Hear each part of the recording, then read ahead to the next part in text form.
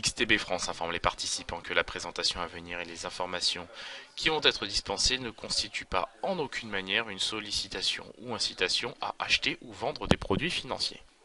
Nous attaquons cette séance avec le calendrier économique de ce jeudi 30 août 2018 évidemment. Donc évidemment, nous avons pris connaissance ce matin des chiffres du chômage allemand du mois d'août, ressortis en ligne avec les attentes à 5,2% de la population active. Cette statistique a totalement été éclipsée par les opérateurs préoccupés par le risque grandissant de confrontation commerciale entre les États-Unis et la Chine.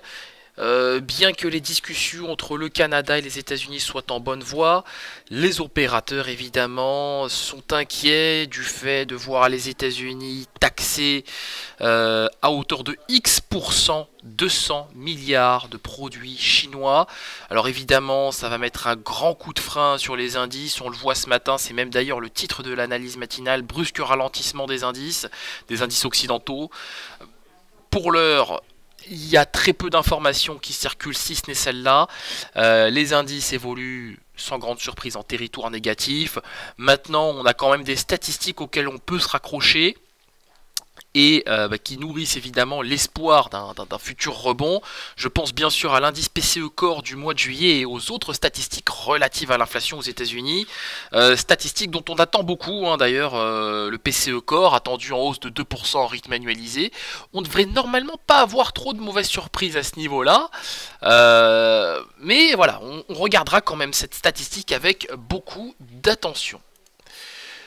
La paire euro-dollar, qui fluctue autour du niveau des 1,17$ pour 1 euro. Donc on reste porté par cette fameuse moyenne mobile à 100 jours, plutôt à 100 périodes je devrais dire. Il y a des velléités vendeuses, hein, on ne peut pas les ignorer autour du seuil des 1,17$ pour 1 euro. Maintenant je conserve un biais positif sur la paire euro-dollar et je pense qu'on devrait rallier à court terme le niveau des 1,1730$ pour 1 euro. Sur le DAX 30. Voilà, le DAX 30, donc accélération du mouvement vendeur sur cet actif. Pour être tout à fait transparent avec vous, j'ai vu la correction de ce matin, ce fameux gap baissier. Je me suis dit qu'on commençait à consolider autour du niveau des 12 470, donc c'est la raison pour laquelle j'ai anticipé une petite hausse et publié d'ailleurs des signaux qui vont dans ce sens.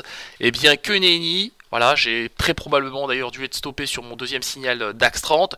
La baisse se poursuit en direction des 12 400 points. Le gap haussier formé lundi devrait rapidement être comblé, je pense, en direction évidemment des 12 400 points, puisque ça correspond au seuil de fermeture de ce gap haussier créé lundi. Maintenant, n'oublions pas la présence de ce gap baissier formé ce matin et surtout le gap formé il y a de ça plusieurs mois maintenant, enfin déjà 1 ou 2 mois peut-être de mémoire, mais autour du niveau des 12 660 points. Il y a aussi un gap baissier à ce niveau-là. Allez, on en continue avec le gold qui bien évidemment est pénalisé par les chiffres de la croissance américaine. Plus 4,2% de croissance au deuxième trimestre, soit un plus haut de 4 ans quand même. La croissance américaine, ou plutôt le niveau de croissance, s'explique principalement par l'augmentation des investissements des entreprises et surtout la baisse des importations de pétrole notamment. Bien sûr, hein, on a bénéficié de la réforme fiscale, de la hausse des exportations de produits agricoles avant l'entrée en vigueur des taxes douanières. Produits agricoles, surtout le soja, hein, évidemment, qui a bien profité eh bien, des futures taxes douanières, puisqu'on a augmenté véritablement les importations, enfin les étrangers ont augmenté les importations, les non-américains pardon, ont augmenté les importations de soja. Seul ombre au tableau, le marché de l'immobilier lui est en période de décroissance. Bon, alors ça n'a évidemment aucun impact sur le gold, hein, sur ce dernier point, mais la vigueur de la croissance américaine, elle, pénalise le gold. C'est pour cette raison qu'il fluctue autour des 1200$, 1202 au moment où on se parle. Maintenant, je crois fermement en la qualité du support des 1200, c'est pourquoi je conserve un biais acheteur sur cet actif et je pense qu'on va retrouver le niveau des 1215$ l'once à court moyen terme.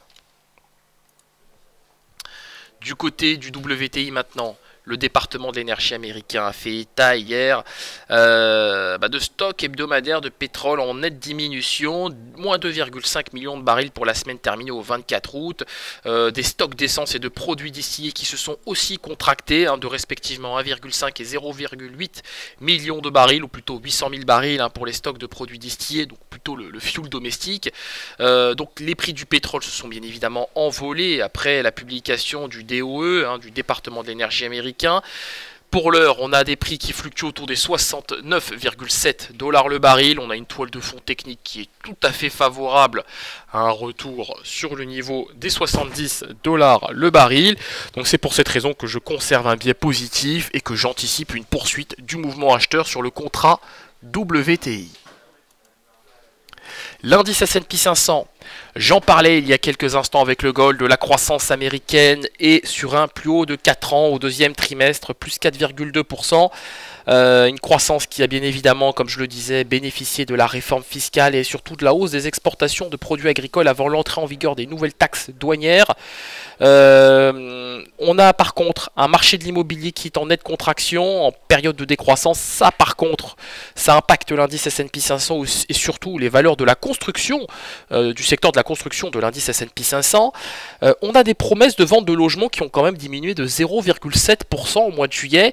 Et si on ajoute à cela la récente contraction des mises en chantier, ça commence à faire beaucoup pour le secteur de l'immobilier et de la construction.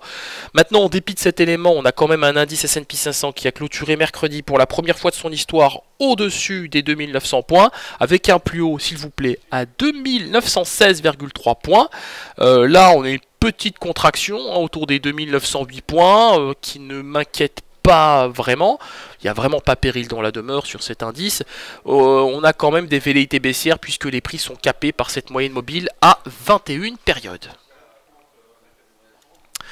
Nous terminons avec le Bitcoin, et le Bitcoin qui, comme je le disais hier, poursuit sa phase de consolidation sur les niveaux de 6900 à 7000 $. En cas de rupture des 6900, on pourra commencer à viser les 6800. Pour l'heure, évidemment, il n'est pas question de viser un tel niveau de prix, dans la mesure où on a un vrai support qui s'est formé autour des 6900. On voit qu'il y a toujours des acheteurs à ce niveau-là. N'oublions pas quand même qu'il y a quelques velléités baissières sur le Bitcoin, avec ces prix capés par ces moyennes mobiles à 7 et 21 périodes, et notamment ce RSI qui est orienté à la baisse mais qui fluctue toujours au-dessus de sa zone de survente. Donc je garde un léger biais positif sur le Bitcoin. Je pense qu'on va résister, qu'on va tenir le coup.